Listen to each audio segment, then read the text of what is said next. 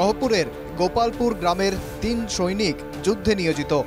সেনা জওয়ান গজেন হাজারিকার ছেলে বাবাকে নিয়ে গর্বিত। জওয়ানদের কল্যাণ কামনায় নামঘরে সমবেত প্রার্থনা। পাক মদতপুষ্ট সন্ত্রাসবাদীদের বর্বর আক্রমণের প্রতিশোধ নিতে আক্রমণে নেমেছে ভারত। তারপরেই শুরু হয়েছে ভারত পাকিস্তান যুদ্ধ। এই যুদ্ধে যে কোনো মূল্যে দেশ রক্ষায় ঝাঁপিয়ে পড়েছেন ভারতীয় জওয়ানরা। সীমান্তের যুদ্ধে নিয়োজিত ভারতীয় জওয়ানদের কল্যাণ কামনায় গহপুরের নামঘরে সমবেত প্রার্থনা গ্রামবাসীদের। সীমান্তের বিস্তীর্ণ এলাকা জুড়ে গত কয়েকদিন ধরে আক্রমণ করে চলেছে পাকিস্তান। তাদের আক্রমণের উপযুক্ত জবাব দিয়ে চলেছে ভারতের সেনাবাহিনী। চলছে মুহুর্মুহু আক্রমণ, প্রতি আক্রমণ। ড্রোন, মিসাইল, বিমান দিয়ে আসছে আক্রমণ। পাল্টা আক্রমণে পাকিস্তানের বহু ড্রোন, মিসাইল ধ্বংস করেছে ভারতীয় সেনাবাহিনী। প্রতিটি মুহূর্তে আসছে ভয়ঙ্কর যুদ্ধের খবর।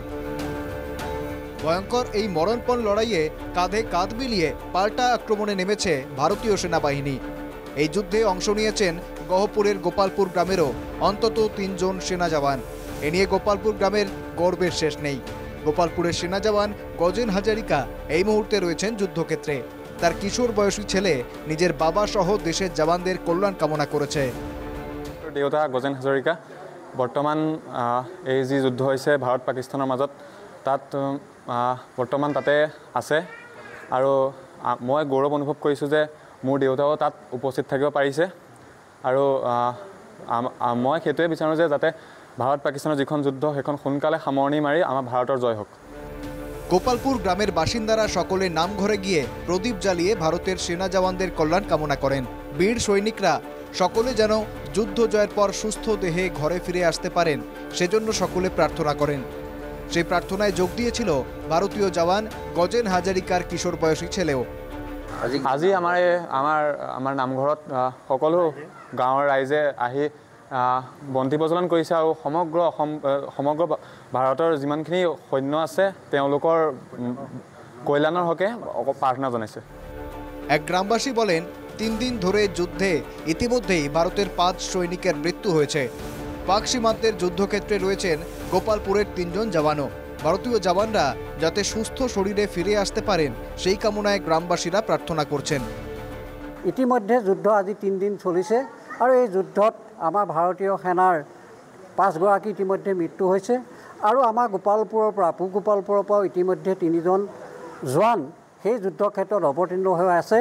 আমি সেই জোৱানসকলক যাতে সুস্বাস্থ্যৰে গোটেই ভাৰতবৰ্ষৰ হৈ তেখেতলোকে যুদ্ধ দি সুচাৰুৰূপে ঘূৰি আহিব পাৰে তার বাবে আমি কামনা করেছি। পাকিস্তানের বিরুদ্ধে যুদ্ধে নেমেছে ভারতের সেনাবাহিনী। বর্তমানে যুদ্ধক্ষেত্রে নিয়োজিত রয়েছেন অসংখ্য সেনা জওয়ান।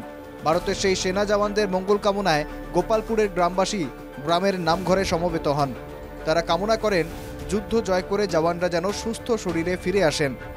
সেই জওয়ানসকলৰ সুস্থ শৰীৰে যাতে আমাৰ মাজলৈ আকৌ ঘূৰি আহিব পাৰে আৰু তেখেতলোকৰ যাতে কোনো হানি বিঘিনি নহয়, লগতে আমাৰ গোটেই ভাৰতবৰ্ষৰ ৰাইজ যাতে সুকলমে থাকিব পাৰে তাৰ প্ৰতি আমি ভগৱানৰ ওচৰত প্ৰাৰ্থনা কৰিবৰ কাৰণে আজি আমি পূৰ্ববাসী ৰাইজ আমাৰ এই নামঘৰত সমবেত হৈছোঁ। শুধু গোপালপুরই নয়, অসমের অনেক গ্রামেই একই দৃশ্য। ঘরের ছেলেরা দেশ রক্ষায় ঝাঁপিয়ে পড়েছে। দেশের সেই বীর সন্তানদের মঙ্গল কামনায় মন্দির, মসজিদ, নামঘর, গির্জায় প্রার্থনা চলছে নিয়মিত। দেশের সংকটকালে উজ্জ্বল হয়ে উঠেছে বৈচিত্র্যের মধ্যে ঐক্যের চিরকালীন ছবি।